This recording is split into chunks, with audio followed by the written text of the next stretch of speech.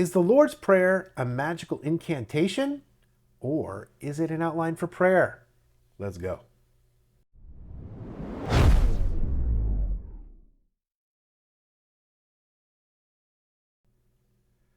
Welcome to another edition of the Whole Reason podcast.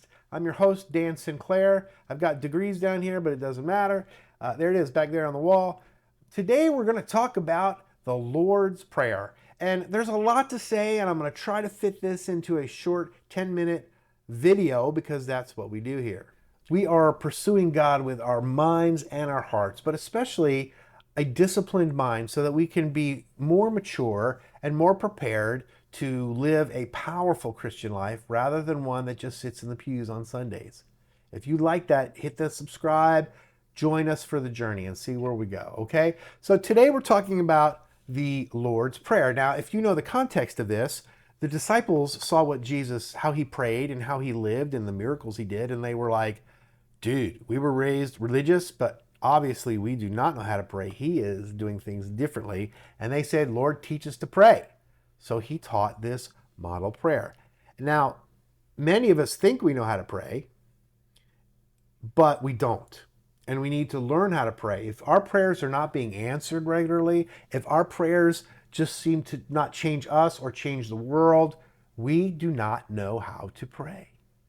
So let's start with Jesus' instruction. You know, we've covered other methods of prayer and Bible study. We'll cover more rubrics for that going forward. But this one is a really important one because Jesus directly taught this outline.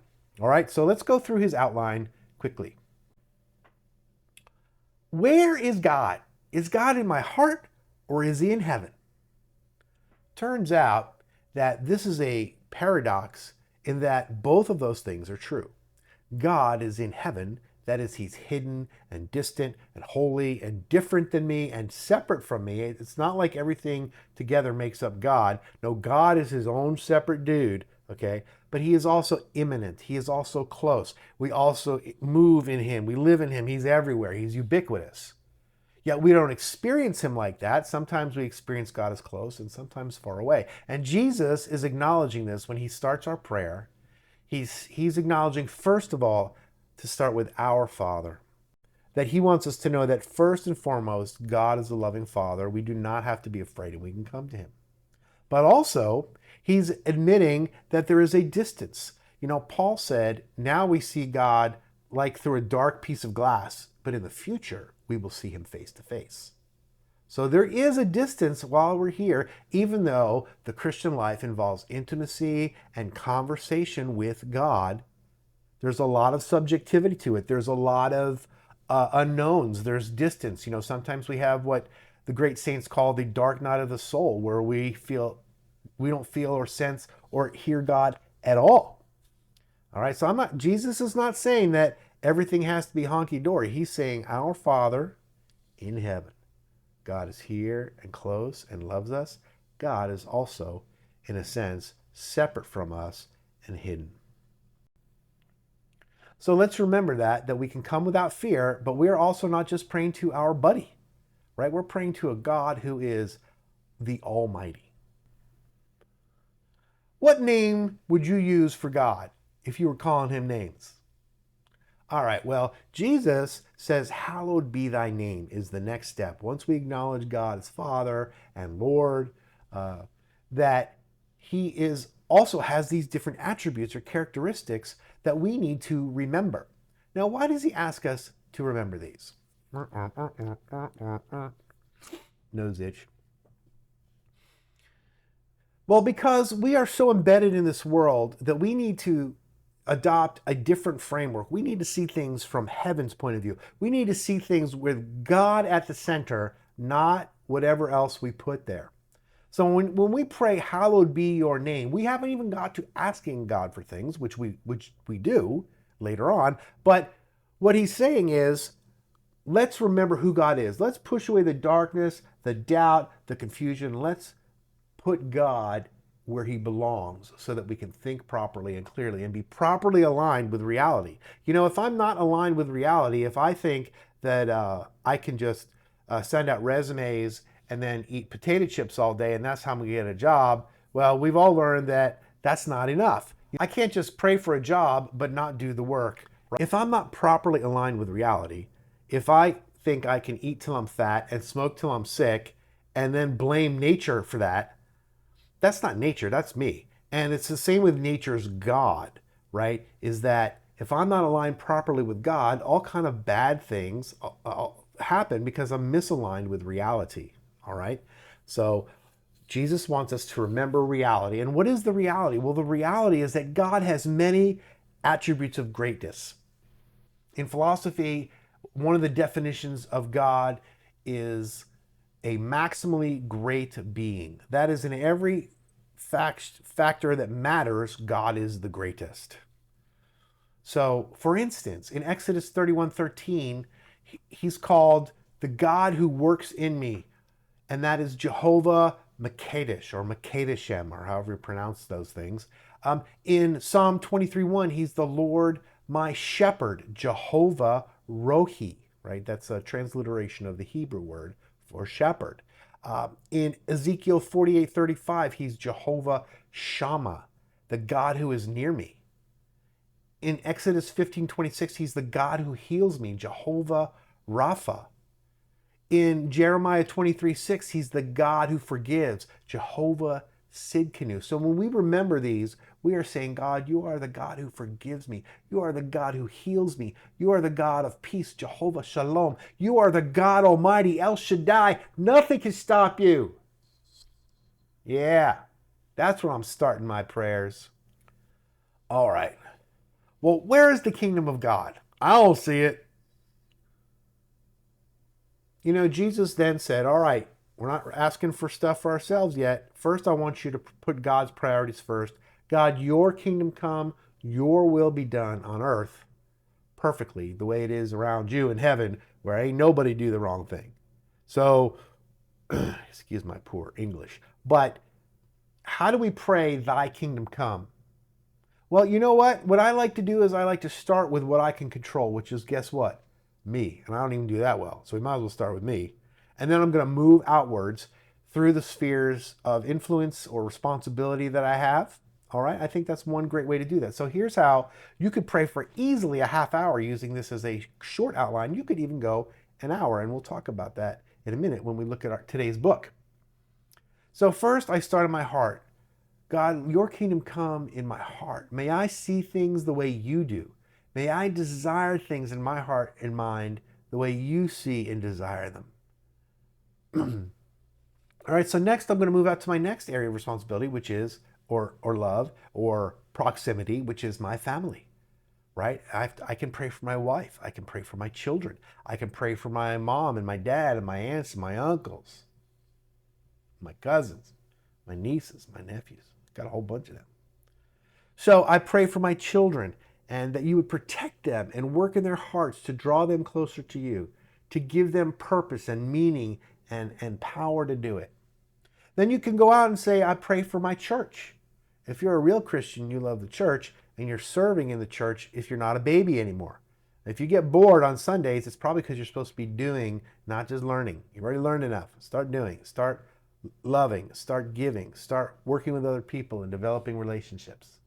I can go out another layer and say, God, I pray for my schools in my district. If you have kids in school, pray for the schools, right? Those are things you have direct influence in and you have connection to. Well, that's another layer out. You can pray for the local magistrates if you're involved in politics, or I can pray for my country. I pray for the leadership of my country. Let me tell you, what they do affects me. I'm going to pray for them. And I can even move out beyond that and pray for the world. Pray for the other countries that don't have the gospel, that need help. So that's thy kingdom come. Start with myself and work my way out. Well, we're still working through. We're coming up to Jesus's fourth point. Can I have some stuff, God? Can you give me some stuff? Finally, Jesus lets us pray for ourselves. Give us this day our daily bread. But this is weird. He doesn't say, God, give me a retirement. He says, the trouble for this day is enough. Pray, God, help meet my needs today. You know why it is? Is because we have the tendency, if we've saved up enough money for tomorrow, we don't need God anymore. Now, it's not that he doesn't want us to save. It just means that he wants us to develop this habit of daily dependence. God, I need you to work in my circumstances today, not just my wallet. I need you to move in my heart today. I'm not all, saved up and planned out. I have some of those things, but give me today what I need. This is to keep our relationship with him fresh, our dependence and our perspective and the power that comes through our life comes directly from him, not just through our own strength or skills or ability, although he wants to use those. I pray for your provision for me. Maybe it's greater than I thought. I just have to give this example. I've learned to pray for things that I don't even know if God's going to give to me, because sometimes he does. And one of the things that just happened is I said, God, the gutters in my house suck. I need new gutters. I don't have money. Just letting you know, please do something. A week later, a guy comes by, says he'll do a free inspection. Turns out my insurance company is going to pay for new gutters because of the hailstorm back in May. Thank you, God. Now, it doesn't always happen that way. I'm still driving the same old 2011 Toyota Sienna. That's right, I got mom's car because, we had to switch. Anyway, he hasn't replaced that yet. It's okay. I'm just saying that I need to ask for things, and there's a lot more to say about asking. But let's go on so we don't spend too long here with the Lord's Prayer. You can spend more time, up to an hour easily, if you slow down and pray through these things. And also, as we know in prayer, we're also listening, right? Because the point is not just to let God hear us, but us to hear God and let him form us and change us. Do I have to forgive anybody? I mean, really, it's not fun. Jesus said, forgive us our debts as we forgive our debtors for a reason. And that is because we think we are pretty sinless and everybody else is the bad guy. And the truth is, we have hurt people as well. And we need to be aware of it, not just in the past, but in our daily lives. Lord, forgive me today if I do anything wrong. And as a show of good faith, and because you asked me to, I'm going to forgive others because I can't expect perfection out of them. They're broken like me. They suffer like me. They have shortcomings like me. So forgiveness is about maintaining life-giving relationships so that we can give love and receive love. This is the Christian way. This is why he says this is a daily practice and habit. This is not something you do only when people offend you. You develop this habit of thinking this way and praying this way and acting this way every day. So it becomes part of our nature, right? That's what it means to grow into maturity, to let God form us through his thinking, his ways, his habits. I think God tempted me to do this. You know what I mean? He's in control, isn't he? So he's the one who let me get in trouble. When Jesus asks us to pray, lead us not into temptation, there's a lot of theological discussion about, does that mean God tempts us? Because I thought God tempts no one. In James it says that we're each tempted when we're led away by our own desires. And that the devil tempts, but God does not. So what does this mean, lead us not into temptation? I think the way to preserve God's holiness and goodness and yet understand his providence, how he controls things, is we say, God, protect me from temptation. Don't let me be led into temptation. That's one viable translation of this, and I appreciate that. Then it says, but deliver us from the evil one. You see, what's happening is we need God to be outside of us, helping us in our circumstances, helping us internally to recognize temptation and to flee from it. And as you know, temptation is not sin. But that second look, temptation is not a sin, but contemplation is a sin. All right? Martin Luther said, you can't prevent birds from flying over your head, but you can prevent them from building a nest in your hair.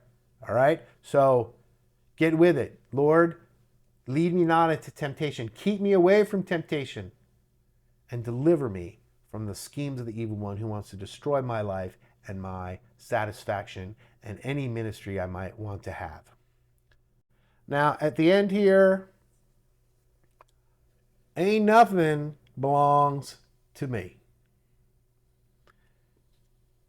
He says, yours is the kingdom and the power and the glory forever. What does that mean? Well, we're turning back to that initial framework, recognizing that everything is God's, including us. We belong to God. We are entrusting all of who we are and all of what we're concerned about and all of what we have to him. We're thanking him for inviting us into his kingdom. The new body we'll receive at resurrection. The hope that I will live with God and those who love him and those who love us forever. Yours is the kingdom, not mine. You deserve everything because you made everything and you are good. Amen.